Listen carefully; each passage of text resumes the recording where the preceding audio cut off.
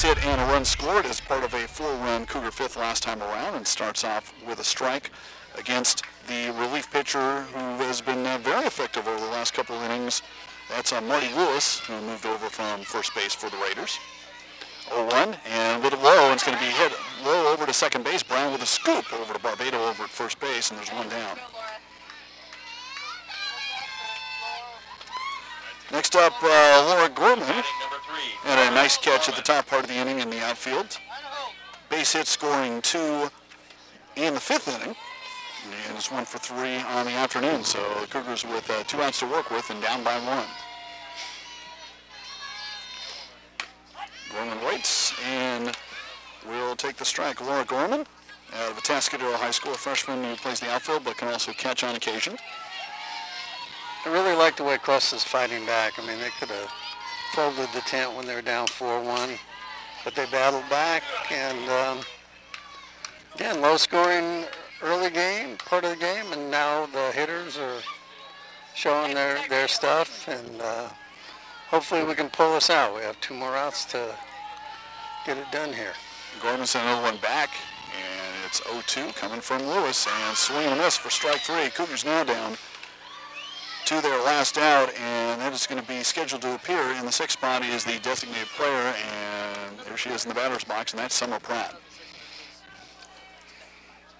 Yeah, we need a base hit, or we just got to work our way on somehow, get that tying run on. 0-2. That one dropped a little low. Good eye by Pratt to make it 1-0. Summer Pratt, number 18. In this case, Pratt just trying to keep things going. 7-6, bottom of the 7th. Just trying to battle back. 1-0 pitch. Lewis a bit off, 2-0. We did see a right-hander warm up a little bit earlier in the game for Moorpark, but again has not really been neat as Lewis settled in pretty well. Doing a good job. 2-0 pitch, and going pretty tight, 3-0. When she first came in with runners on, I thought she was very vulnerable. She's just kind of throwing the ball down the middle to try to get outs that way. But since she started each inning, she's showing me a lot. She has a wide variety of pitches. She moves it around, and good velocity, too. Yeah, 3-0 with Pratt taking all the way, 3-1.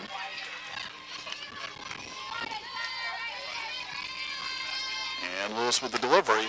And Pratt with a good eye is going to get on first base on 5 pitches. So the Cougars do have that tying run aboard and a potential winning run at the plate in the form of Katie Rinder, who was grounded out, walked, and struck out. Tying run on, that's what we asked for. We got 2 outs, and see if we can make it happen here in the bottom of the 7th. Katie Rinder, one of 3 Cougar sophomores, taking a pitch for a ball out of Crescenta Valley High School, hails from La Cañada. One of those players to the south that Jim was referring to earlier.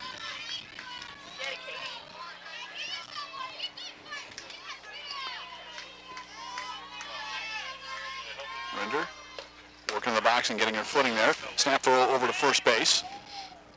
Pratt's back. Trying to catch us napping over there, and also there's always the danger of throwing the ball down the line, and that would put a runner in scoring position. That's why the Cougars actually got their first one. That throw over there with Jasmine Singh was over at first and got all the way to third. 1-1 pitch. Not quite there at 2-1. That's right. Cartwright observing something from shortstop came over to Lewis, or maybe it was just encouragement.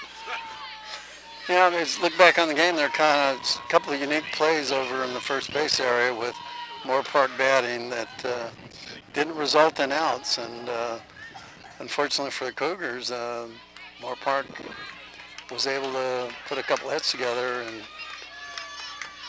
squeak ahead. Cougars with their last out, just looking to extend it here with a 3-1 count. 7-6 ball game, bottom of the 7th. Summer Pratt at first, and Katie Rinder at the plate. 3-1 pitch, taken low, and there are 2 base runners on after back-to-back walks. So Pratt, potential tying run at second, potential winning run. Rinder is at first base, and it is going to be Mackenzie Brewster, 1 for 3, had a base hit, and then struck out a couple times. So they'll call some timeout and have meeting on the mound is just to check with Lewis, sees where she's at, and Sheila McGuire will have her offensive huddle over in foul territory. Yeah, Lewis got 2 quick outs, and now she seems to be trying to be a little bit too fine here and has walked 2 straight batters. When it would behoove her to just get the ball put in play. Don't want to get another runner on base, because with runners on bases loaded, anything can happen. Errors, pass balls, wild pitches. Marty Lewis, the sophomore from Royal High School, started off well, got the first 2 batters here in the bottom of the 7th, and then the back-to-back walks. So a great opportunity here for Mackenzie Brewster. We'll look at this one low, 1-0. See, Lewis keeps looking at her hand, her fingers, like maybe she's got a little blister going or something. Well, or maybe it's a circulation problem, I don't know. Brewster waits, and the 1-0 pitch, missing, 2-0. Quite an entertaining game to watch, and it is not lacking for drama, especially here in the bottom of the 7th inning. 1-run game, 2 on for the Cougars, and a 2-0 count to Mackenzie Brewster. Make that a 3-0 count, snap throw. And again, Rinder wasn't going anywhere. 3-0. Yep, we take 2, I believe, on this. In this situation, why not? At least 1.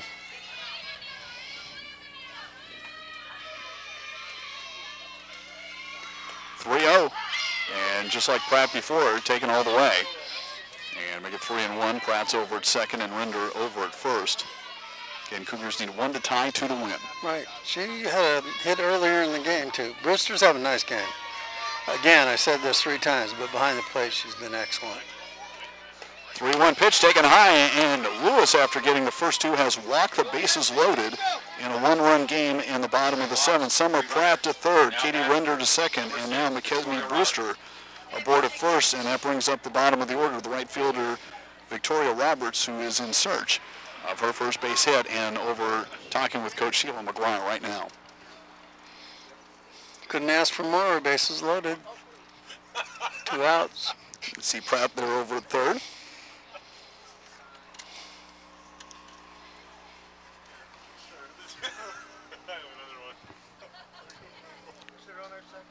And our panoramic look, and then you see Mackenzie Brewster, who just walked. So 3 walks, new third, pitcher. second, and first. And again, that a new pitcher was going to come in, and this is Boycourt, actually, who hit the home run, I do believe, and that is exactly it. Boycourt's going to come in and be the 3rd pitcher here with the bases loaded, with the express mission of getting rid of Victoria Roberts, at least as far as ending the game. Victoria Roberts, the freshman from Loyal, Illinois, and Boycourt out of Wainini High School is going to come in and try and work things out. Boycourt this year does have a 1-0 record and a 1.75 ERA. Their team ERA very low coming in at 1.8, and Boycourt making her 3rd relief appearance. She did.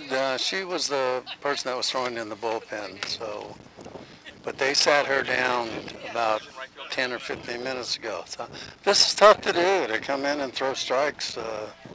Bases loaded, game on the line, and yeah, have fun and stay loose. You kind of look over at third base there, and Sheila McGuire having a laugh with Summer Pratt over at third base. Right. Stay in focus, but stay loose. Definitely. Yes.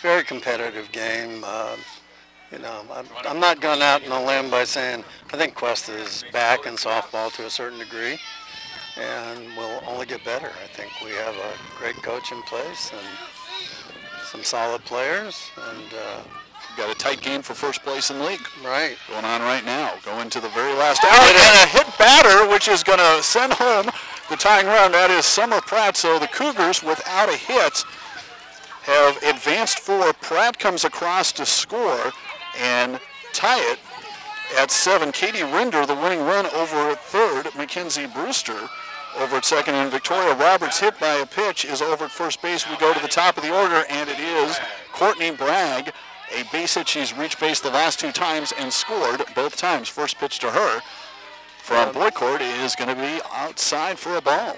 Again, Boycourt comes in, tries to throw overthrows a little bit, and off target. Now she's got 2 straight pitches out of the zone, so we need to be patient here.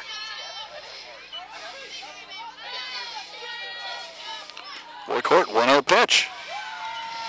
It's 2-0.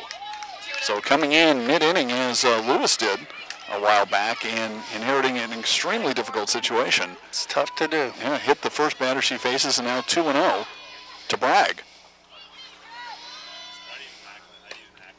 Another run will win this, 2-1. Right. Look at the scoreboard, 7-7 in inning number 7. 7s are wild here. Let's go. Let's pick up the 8th and call it a day. 3 7s is always lucky. True. 2-1 pitch, and just got that one, 2-2. Okay, now it's back kind of in the pitcher's domain here. And Bragg back in the box, rocking from the left side. Here comes the 2-2 pitch, swung on and missed outside, and we are going to play extra innings. Yes, and we are leaving. We understand, yeah, it's been quite a game. Jim Battersby, thanks for joining us. And, okay, Randy, good talking to you. Good game. And again, we will come back with the 8th inning after this. You're watching Cuesta Softball on Cuesta TV.